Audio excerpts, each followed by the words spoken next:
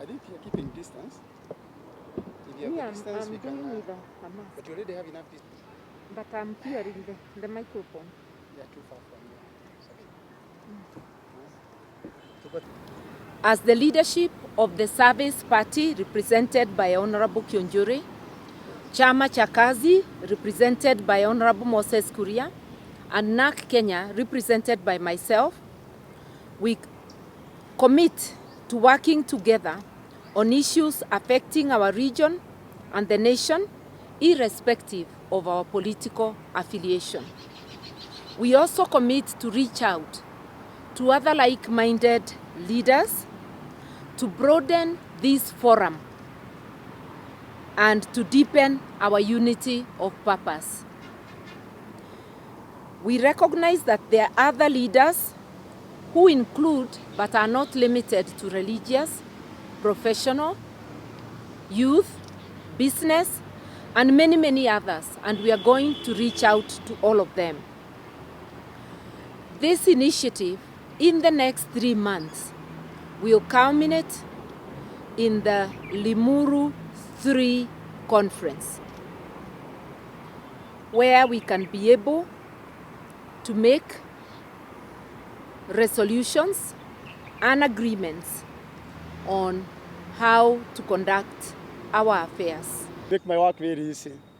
The statement that we have made today is very clear that the Constitution of Kenya is clear on issues of democracy and formation of political parties.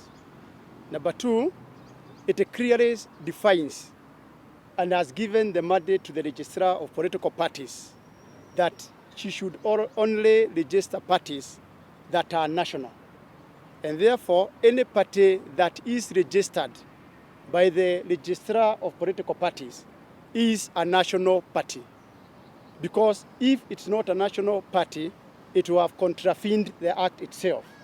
And therefore, all the parties that we represent here today and other parties that are registered in the Republic of Kenya are national parties.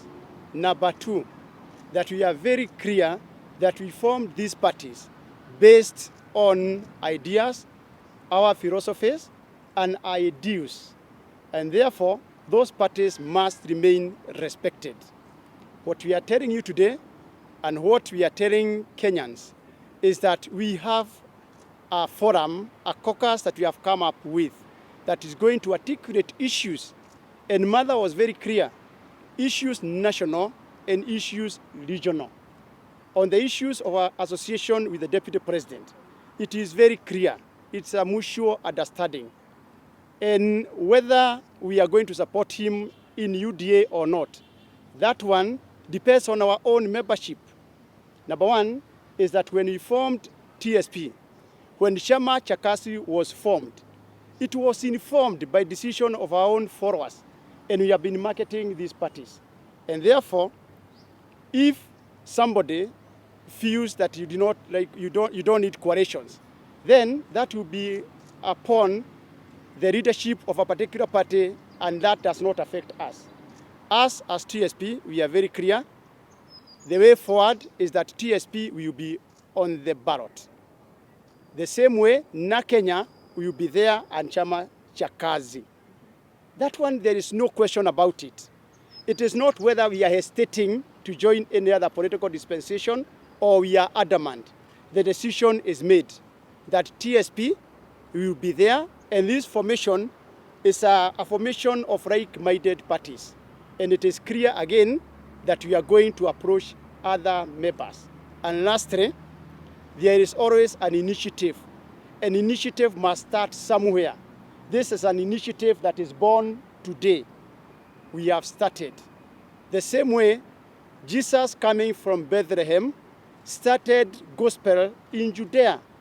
Today, we have moved to Judea to start the gospel, uniting our region and uniting the nation.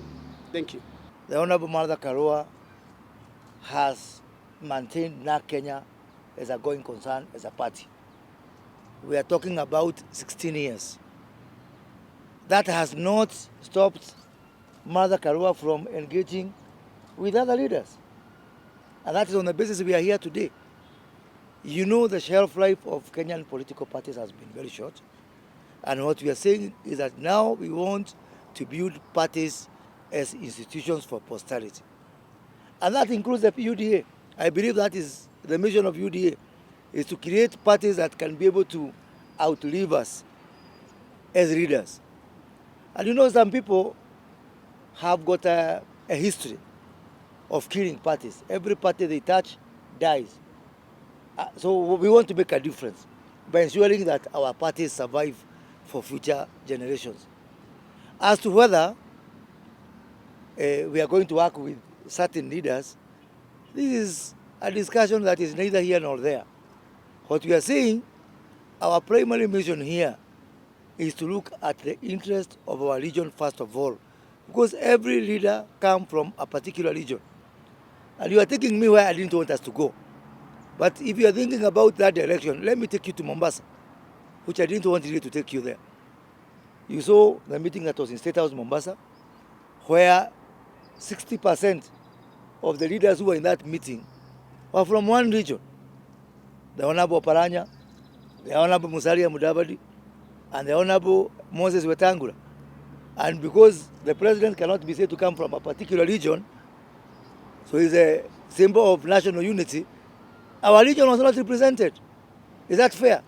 And how come you guys did not complain? But when we meet as Mount Kenya, because that was a tribal meeting of Western region, you know, with some sprinkling of some leaders from other regions here and there. Did you see anybody from Mount Kenya region? No. Actually, that is what triggered us. How can you parade leaders from other regions, and our region, which has got deeply vested interest, was not represented? So you may be looking for trouble where it is not. We are seeing trouble elsewhere. Yes. Maybe the last one, so that